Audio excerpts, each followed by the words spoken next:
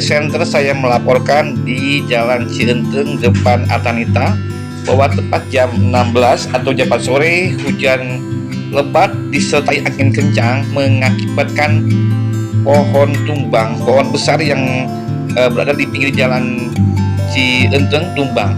Saat ini BPBD Beserta Masyarakat sedang mengamankan puing-puing pohon yang runtuh, sementara jalan ditutup. Pantauan kami masih besar hujan. Pantauan kami di lapangan saat ini pihak BPBD serta warga setempat sedang mengamankan puing runtuhan dan menggergaji batang pohon yang saat ini menempel ke atap ataupun ke tiang listrik. Demikian, saya sekali melaporkan tidak ada korban jiwa. Sementara kendaraan yang melintas jalan Cienteng ditutup.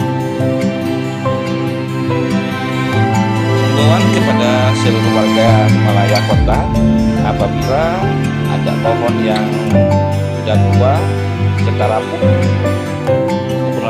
secepatnya melaporkan ke BPBD ataupun kelurahan setempat, karena kan saat ini musim penghujan.